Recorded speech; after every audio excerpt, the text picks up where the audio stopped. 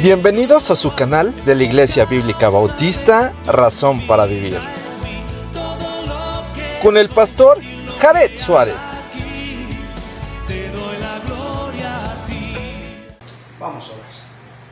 Señor y Padre nuestro, gracias porque tenemos tu palabra, la palabra profética más segura, y ayúdanos, Señor, a poder comprender lo que quieres en nuestra vida y también lo que no quieres. Que sobre todas las cosas te demos la gloria y la honra a ti, porque tuya es. Señor, háblanos, guíanos a través de este tiempo, y en el nombre de Jesucristo. Amén. Amén. Muy bien, podemos tomar allí nuestro lugar. Y bueno, este es un pasaje meramente profético que se va a derivar hasta los tiempos nuevos de Israel. Miren, para hacer un pequeño recordatorio, estamos viviendo en el tiempo de la iglesia. Este es un periodo de tiempo más o menos aproximado, llevamos 2024 años, quizás un poco más, porque el nacimiento de Cristo hay un desfase entre 4 y 6 años. Pero no importa, el tiempo de Dios es el tiempo que va a cumplirse. Pero empieza así, empieza Adán y Eva, y ellos reprueban. ¿Por qué? Porque pecaron en la prueba que Dios les puso. Después de Adán y de Eva viene el diluvio, ¿verdad? Que está allí en capítulo 6 al 9 de Génesis. Y el hombre reprobó, ¿verdad? Porque dice que Dios iba a raer de la faz de la tierra al hombre, porque el designio del pensamiento del hombre era solo hacer el mal. Entonces viene el diluvio, y en el capítulo 11 parece ser que el pueblo entendió, pero no. ¿Por qué? En el capítulo 12 es Torre de Babel. El pueblo quiere ser como Dios, la misma tentación a la cual cayó Satanás, la misma tentación en la cual Adán y Eva cayeron. Seréis como Dios, sabiendo el bien y el mal. Y de alguna manera el hombre quiere ser Dios. Entonces reprueba, y termina lo que se conoce el gobierno humano con Moisés. Y empieza el periodo de la ley y el periodo de Israel. Este culmina con Cristo.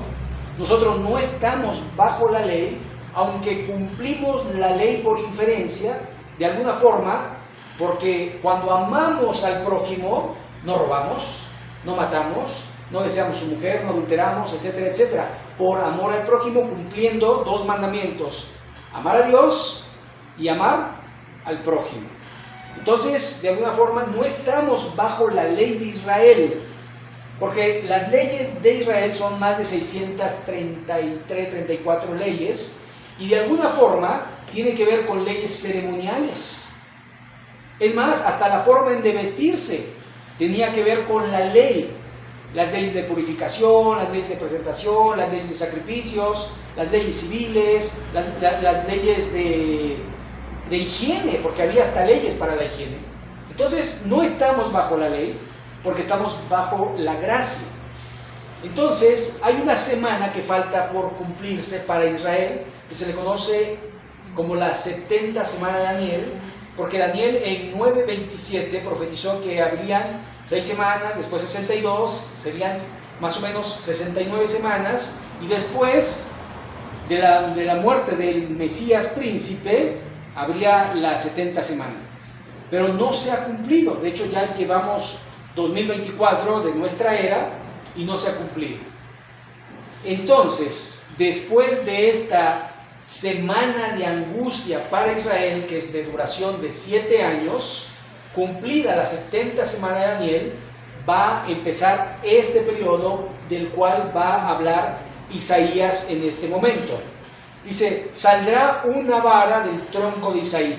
Aquí hay que recordar una vara. ¿Saben que hay una vara que reverdeció? ¿Se acuerdan? La vara de Aarón era la que estaba dentro del arca del pacto.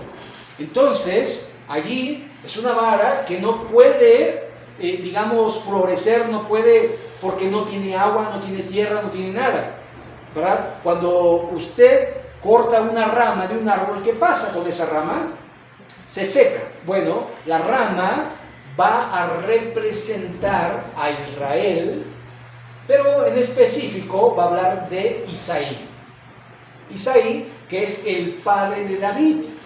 ¿Sabe? Aunque a David se le va a hacer un pacto, se le va a hacer un juramento de que de él, de sus raíces, saldría el Mesías, porque es de la tribu de David, perdón, de la tribu de Judá, descendiente directo de David.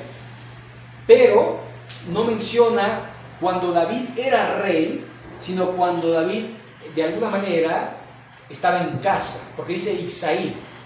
Cuando David era un pastorcillo, cuando David era un muchacho. Entonces, de alguna manera, no refiere a la generación de David, sino a la generación de Isaí, no cuando era rico, sino cuando era pobre. Y dice, saldrá una vara del tronco de Isaí, un vástago retoñará de sus raíces, refiriéndose al Mesías. Está hablando de Cristo. Verso 2, y reposará sobre él el espíritu de Jehová, espíritu de sabiduría, de inteligencia, espíritu de consejo y de poder, espíritu de conocimiento y de temor de Jehová. Ahora, aquí, si ustedes se acuerdan, cuando Jesucristo se presenta allí leyendo la Escritura, lee Isaías 61 y dice, el espíritu de Jehová está sobre mí, cumpliendo no solamente esa profecía, sino muchas otras profecías. Porque dice aquí que el espíritu de Jehová, ¿verdad?, estaría sobre él. Y después espíritu de sabiduría y de inteligencia. Ahora, aquí menciona sabiduría e inteligencia, lo cual indica que sabiduría no es igual a inteligencia, pero que de alguna manera están conectadas entre sí. Sabiduría tiene que ver con conocer, digamos, la causa, no, sino el efecto de las cosas. Es decir, si hago esto, va a suceder esto. Y eso de alguna manera es la sabiduría más básica que hay. Causa-efecto. Si tomo esto, va a pasar esto. Si hago esto, si voy aquí, ¿sí? Eso de alguna manera nosotros lo hacemos con un raciocinio, ¿verdad? Por ejemplo, una de las cosas que a veces pasa, decimos, si yo obedezco a Dios, Dios me va a bendecir. ¿Cierto o no? Es sabiduría básica. Pero cuando habla de la inteligencia, es de conocer las cosas. Cuando uno dice, ay, es muy inteligente, ¿cuál es la razón por la que es inteligente? Porque sabe, ¿sí? Entonces, saber no significa que es sabio, porque puede saber y aún sabiendo hacer cosas incorrectas. De hecho, el que sabe hacer lo bueno y no lo hace, le es pecado, lo cual indica que el que sabe hacer lo bueno y no lo hace, no es sabio. ¿Sí me explico? Entonces, habla de el conocimiento aplicado. Esa es la sabiduría. Entonces, saber y hacer, pero hacerlo correcto te hace sabio. Entonces, cuando una persona sabe, no es sabio, sino es inteligente. Hay mucha gente inteligente, hay poca gente sabia. Porque es curioso, cometemos error tras error, tras error, tras error, tras error, porque no medimos las consecuencias de nuestras acciones. Es así. Si grito, hay una consecuencia, ¿cierto o no? Y grito porque no me importa la consecuencia o porque no la mido. ¿Sí me explicó? Entonces, estamos así, día y noche, y no somos sabios.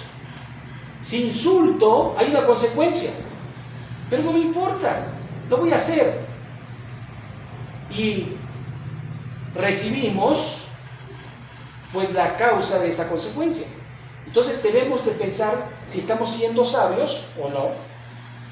Pero, ¿sabe? Hay una promesa allí en Santiago, y Santiago dice: si alguno tiene falta de sabiduría, pídala a Dios, el cual abundantemente y sin reproche le será dada, pero pida con fe, no dudando nada, porque el que duda es semejante a la onda del mar que es echada de una parte a otra. No piense quien tal haga, recibirá cosa alguna del Señor. Y después habla del doble ánimo.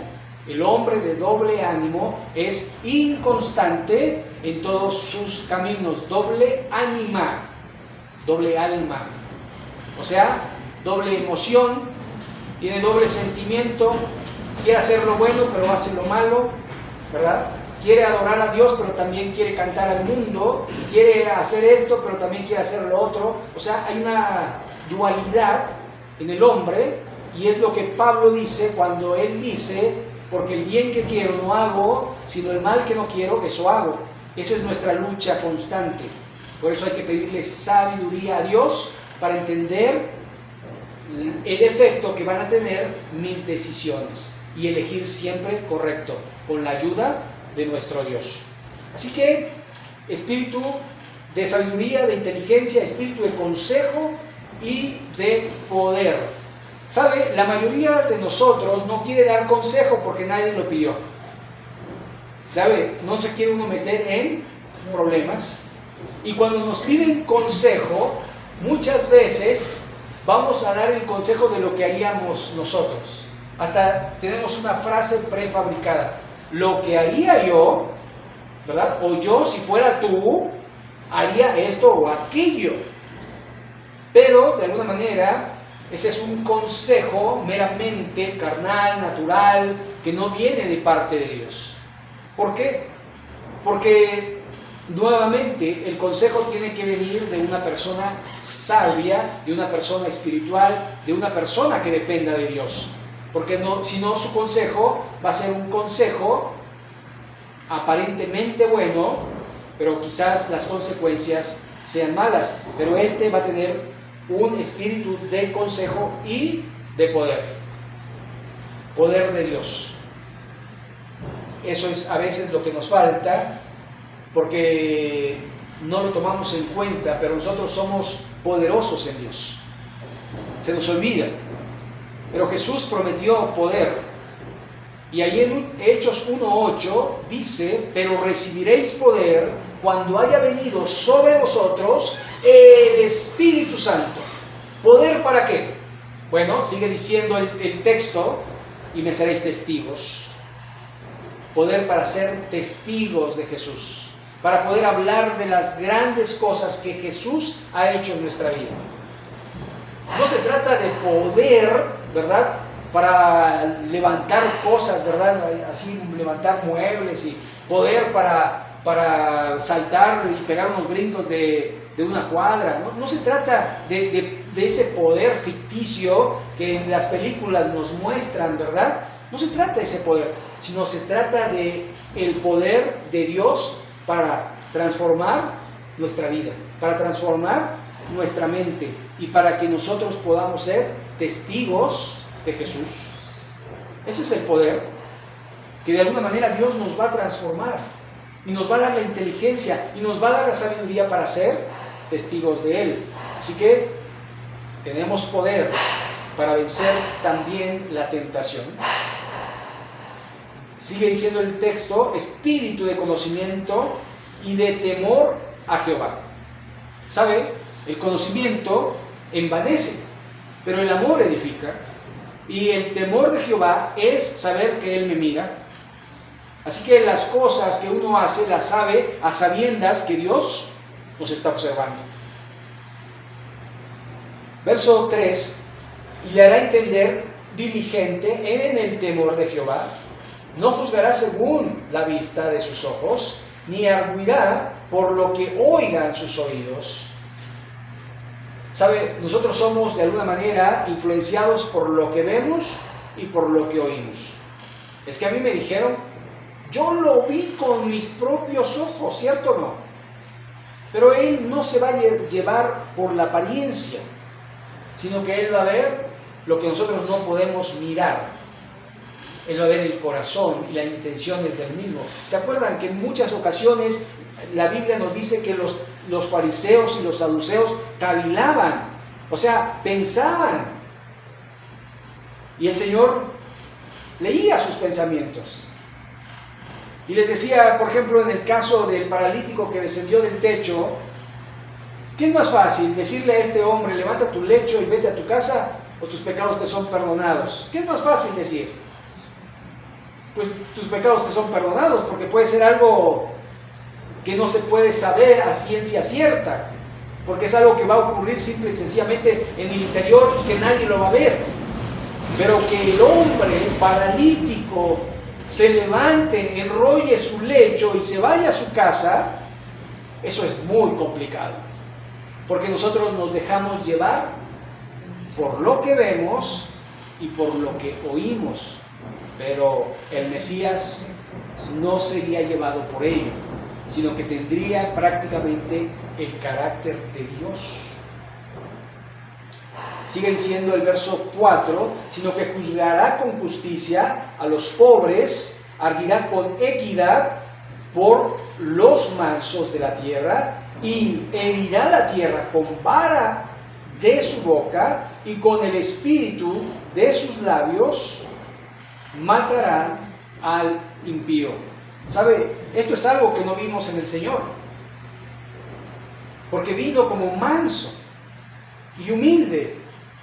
Pero en el tiempo del milenio, dice la Biblia, que regirá con vara de hierro.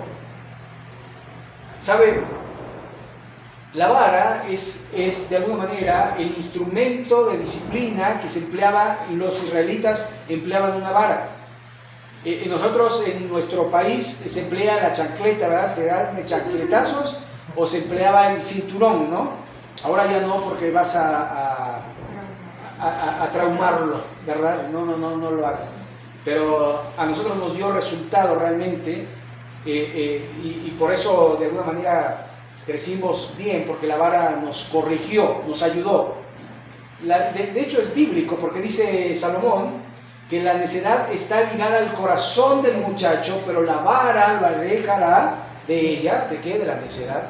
Entonces es muy importante esta vara para corregir, pero con una vara de hierro pues mata.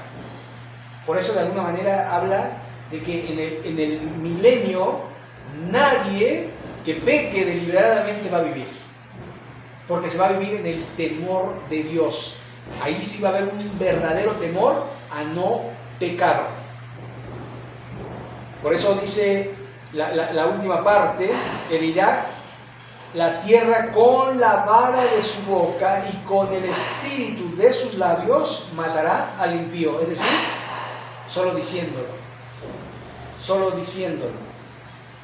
Pero esto no debe impresionarnos tanto, porque si ustedes recuerdan, en la creación del mundo, ¿cómo fue creado?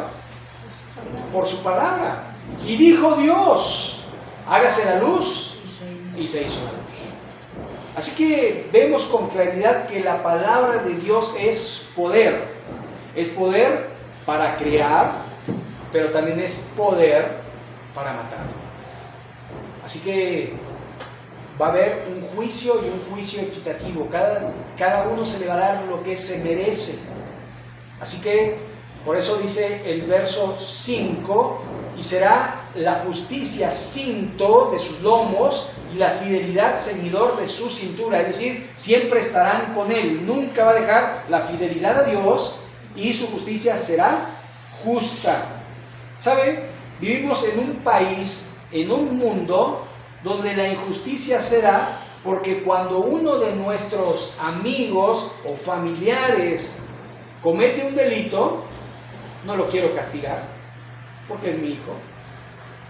¿Sabe? Hace un tiempo en los Estados Unidos se hizo, como se dice ahora, viral, que un juez juzgara a su propio hijo.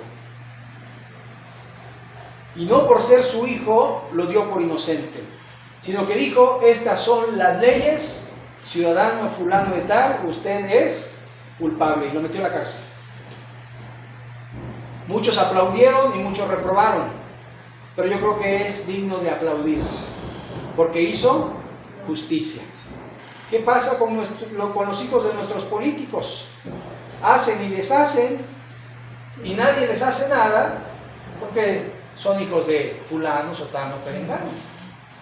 ¿Verdad? En alguna ocasión oí que el hijo de un gobernador estaba tirando tiros allá por La Juárez, llegó la policía, pero es el hijo del gobernador. Pero hubiera sido cualquier ciudadano, lo meten a la cárcel y paga una multa. Esa es justicia y eso se tiene que aplicar, la justicia con todos. Y Dios no hace acepción, juzga a todos por igual.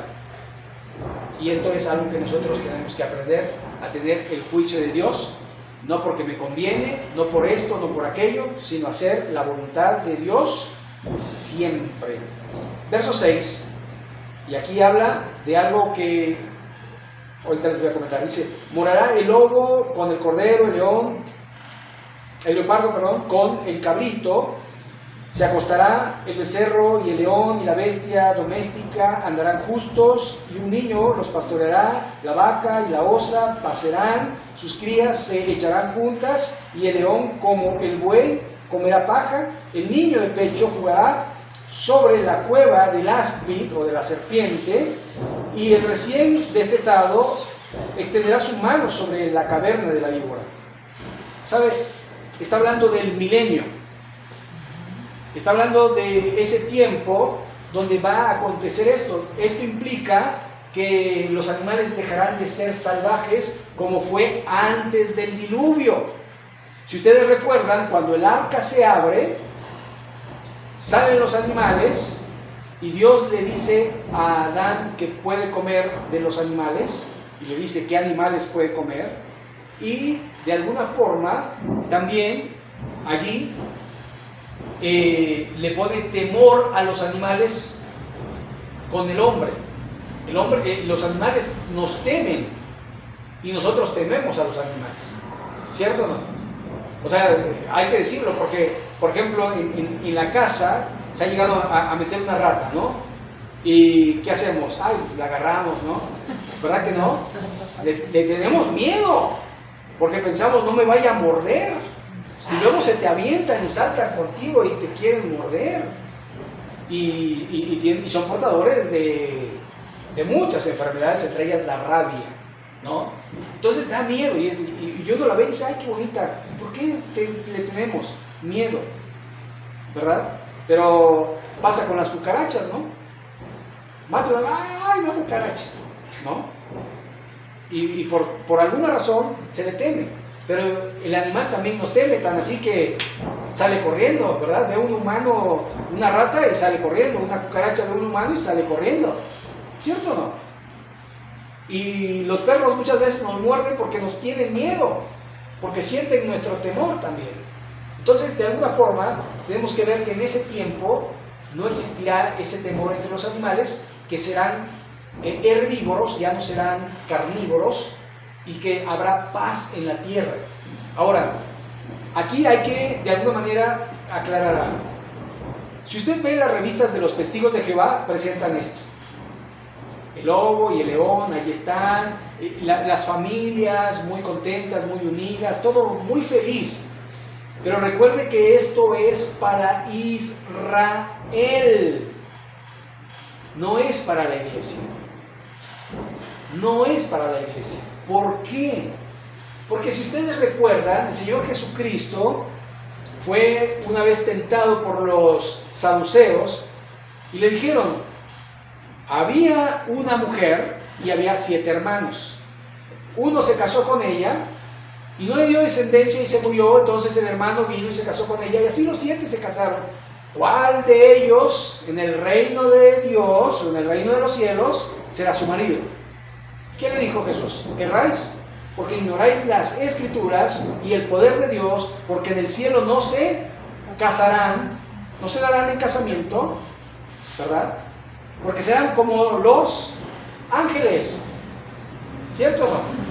Entonces debemos de recordar que hay el reino de los cielos y el reino terrenal. Hay dos reinos. Uno prometido precisamente a David y otro que es la iglesia. Cuando nosotros morimos, vamos al cielo. Y estos está hablando de los sobrevivientes de la gran tribulación. Aquellos que de alguna manera fueron rescatados por el mismo Cristo y por la iglesia que vino a rescatar al pueblo de Israel. Entonces, tenemos que entender que las promesas para Israel son para Israel y las promesas para la iglesia son para la iglesia. Así que esto es aplicable solo a Israel. Si usted dirá, ¡ay, qué bonito! Sí, usted lo va a ver, usted lo va a palpar, pero como parte de la iglesia, pero no como parte de Israel. Hay una ventaja de ser de parte de la iglesia. Los israelitas, los que sobreviven a la gran tribulación, van a morir. Nosotros no moriremos nunca. Entonces hay una ventaja. Y esto, para poder complementarlo, tiene que estudiar el Apocalipsis para de alguna manera ver cómo con claridad el Antiguo Testamento encaja perfectamente con el Nuevo, sobre todo en las profecías. Y recuerde que la profecía se interpreta con la misma profecía. Así que seguimos, verso 9: no harán mal ni dañarán en todo mi santo monte, porque la tierra se llenará del conocimiento de Jehová, como las aguas cubren el mar. Si ustedes recuerdan, hay más agua que tierra. Se dice que de agua hay 3/3 partes de la tierra son agua, así como nuestro cuerpo. 3/3 partes son líquidos. Entonces, de alguna manera tenemos más agua que materia. Y en el mundo también hay más agua que tierra. Y cuando habla de que el conocimiento de Jehová será como las aguas, es decir, que será sobreabundante. Y algo que de alguna manera se va a dar de forma automática. ¿Sabe? A nosotros nos tienen que enseñar a caminar, al ser humano. Ustedes ven los animalitos, nacen y andan, ¿cierto o no? Algunos, con su excepción, que tardan ciertos días para abrir los ojos y demás, pero la mayoría nace sabiendo. Bueno, algo así va a acontecer cuando el cerebro del ser humano sea utilizado al 100%, porque se dice que en nuestro tiempo el ser humano solo utiliza el 30% de la capacidad cerebral. Entonces, imagínense usar el 100%, es una cosa impresionante, pero Dios va a restaurar todo como fue en el principio. Verso 10: acontecerá que en aquel tiempo, o sea, futuro, aquel futuro y lejano, y también cercano, porque aplica a Israel presente en ese tiempo de Isaías, y al Israel en el futuro, después de las 70 semanas de Adán. Dice: acontecerá que en aquel tiempo que la raíz de Isaí, es decir, Jesucristo, la cual estará puesta por pendón de los pueblos, será buscada por las gentes y su habitación será gloriosa. ¿Sabe? Quien va a representar a Israel va a ser Jesús. Así como ahora nos representa como iglesia, porque Cristo es la cabeza de la iglesia.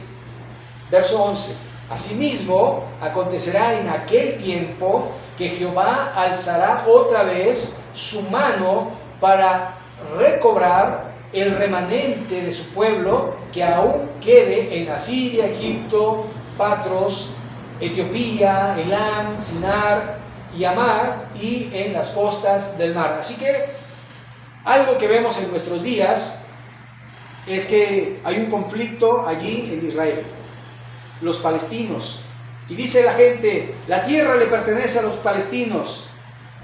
Pero la tierra no le pertenece ni a los palestinos ni a Israel, le pertenece a Dios, porque el Salmo nos dice que de Él son la tierra y su plenitud y todo lo que en ellos hay. Así que a veces nos equivocamos pensando, diciendo, ay, esto es de aquel, esto es de aquel. No, es de Dios. Y Dios decidió dársela, le guste o no le guste a la gente, a Israel. ¿Sabe? Esa era la tierra de Israel, porque Dios se la dio por heredad. De hecho, hoy estábamos dando ese versículo, que Josué iba a repartir la tierra que Dios le había dado a sus padres por heredad. Entonces, de alguna forma, Dios se la dio. ¿Y por qué el hombre se la tiene que quitar? ¿Y por qué tanto conflicto por una tierra? ¿Sabe? Cuando usted ve Israel, la tierra de Israel, hay mejores tierras que Israel. La verdad, México no canta malas rancheras. México es un país muy fértil y tiene unos paisajes impresionantes, mejores que los que tiene Israel. Pero Dios decidió darles ese pedazo de tierra a los israelitas. Es la voluntad de Dios y no la voluntad del hombre. Entonces, si Dios quiso darles eso, porque además es curioso, porque usted no compraría una tierra árida, pero ellos en el desierto han hecho fértil, pero no ha sido ellos, ha sido Dios que les ha dado la sabiduría y la guía para que ellos puedan sobresalir entre las naciones. ¿Sabe? Israel es una mirruña delante de México. Israel es del tamaño del Salvador, pero Israel es una potencia mundial, no teniendo absolutamente nada. Si los israelitas vivieran en México, pobre Estados Unidos, porque en México tenemos todo, toda la materia prima que pudiera desear cualquier país para ser primera potencia mundial. Pero lo que no tiene México es lo que tienen los israelitas, y es a Dios de su lado. Desgraciadamente nuestro país es idólatra, dice adorar a Dios, pero adora a los ídolos de piedra, de yeso, de oro y plata. Y Dios quiere fidelidad a su persona. Verso 12, y levantará pendón a las naciones y juntará los desterrados de Israel y reunirá los esparcidos de Judá y los 4 confines de la tierra. O sea, de los 4 puntos cardinales, norte, sur, este, oeste, los traerá. ¿A dónde? A Israel. Los israelitas van a volver un día a Israel. Y los pro-palestinos, que aunque no les guste y aunque nos digan sionistas, no es lo que yo quiero, no es lo que a mí me parece, no es lo que yo pienso, es lo que dice la palabra de Dios, y yo creo en lo que dice Dios. Verso 13, y disipará la envidia de Efraín y los enemigos de Judá serán destruidos. Efraín no tendrá envidia de Judá, ni Judá afligirá a Efraín. O sea, un tiempo de paz. Recuerde que Efraín representa al norte, Judá representa al sur. 2 y 10 tribus, las 12 tribus estarán en armonía, cosa curiosa que nunca se han puesto de acuerdo. Y entonces sigue diciendo, sino que volarán sobre los hombros de los filisteos al occidente, saquearán también a los del oriente, Edom, Moab, les servirán los hijos de Amón, los obedecerán. ¿Sabe que justamente la franja de Gaza es filistea? Es curioso, pero dice que les va a pertenecer a los israelitas. Y es la palabra de Dios. Y si no nos parece lo que está pasando, ¿sabe? Yo digo, es difícil, pero dice la Biblia que es mejor obedecer a Dios antes que a los hombres. Y uno diría, pero ¿por qué Dios? ¿Por qué lo hiciste así? Y la respuesta es porque es Dios. Y los humanos no entendemos lo que Dios hace, pero Dios sabe lo que hace y Dios nunca se equivoca. Y tenemos que creerlo, si es que creemos en ese Dios. Verso 15, Y secará Jehová la lengua del mar de Egipto, y levantará su mano con el poder de su espíritu sobre el río Nilo, y lo herirá en sus 7 brazos, y hará que pasen por él con sandalias. ¿Sabe? Hay un cambio geográfico. ¿Y sabe que los terremotos hacen esos cambios geográficos? ¿Y los volcanes hacen esos cambios geográficos? ¿Y que nuestra tierra ha sufrido cambios geográficos? De hecho, cuando estudiamos, creo que en la primaria se ve la Pangea, ¿verdad? Cuando la tierra era una sola masa. Después del diluvio salieron los continentes, pero Dios, de alguna manera, es el que tiene el control de la tierra. ¿Sabe? Cuando uno ve las cosas a simple vista, nosotros nos vemos de esta forma, nos vemos aquí, pero abajo de nuestro México, si uno ve en un globo terráqueo, pues hay otros continentes, ¿cierto o no? ¿Y ellos cómo están? ¿De cabeza? Porque nosotros estamos arriba y ellos están abajo. No, es algo increíble. ¿Sabe? Nuestra tierra gira a una velocidad vertiginosa, no solamente sobre su propio eje, sino alrededor del Sol. Entonces va girando y dando vueltas sobre el Sol, y nosotros estamos bien. Y no nos mareamos. ¿Saben? Hay poder en Dios. Y los planetas están de alguna manera separados del Sol, como Dios lo dijo y como Dios quiso. Si la Tierra se acercara un poco más al Sol, nos derretiríamos. Si nos alejáramos un poco más del Sol, nos congelaríamos. Y aún así nos quejamos del calor y del frío. Imagínense. Así que Dios lo hizo todo perfecto, y lo único que nos queda es dar gracias a Dios, porque todo lo hizo hermoso, perfecto, porque Dios no se equivoca. Así que el Nilo se va a poder pasar a pie. Si ustedes recuerdan, hay una historia sobre el Nilo, sobre el Mar Rojo, sobre cómo pasó el pueblo de Israel en seco, y después, bueno, de alguna manera es algo que no es imposible para Dios. Verso 16 y último: y habrá camino para el remanente de su pueblo, el que quedó de Asiria, de la manera que lo hubo para Israel el día que subió de la tierra de Egipto. Así que una de las cosas que va a pasar con Israel es que será la ciudad gloriosa, y todos querrán ir ahí y tendrán acceso. ¿Saben? Muchos de nosotros no tenemos o no hemos tenido la oportunidad de ir a Israel, y nos gustaría, pero en aquel tiempo todo el mundo va a ir a Israel. ¿Por qué Israel? ¿Porque es un pueblo grande? No, porque Dios eligió a ese pueblo, y porque de ahí sale este vástago que retoñará de las raíces de Isaí, porque Cristo es del pueblo de Israel. ¿Sabe? De alguna manera Dios tiene todo bajo control, y Dios lo hizo todo perfecto. Y lo único que tiene que hacer uno es someterse ante la voluntad de Dios, y todo saldrá bien. Ese es algo que nos cuesta trabajo, porque el hombre lucha contra Dios. Pero lo que uno tiene que hacer es dejar de luchar con Dios y mejor hacerse aliado de Dios. Y si Dios es con nosotros, ¿quién contra nosotros? Así que vamos a orar y vamos a terminar en este día.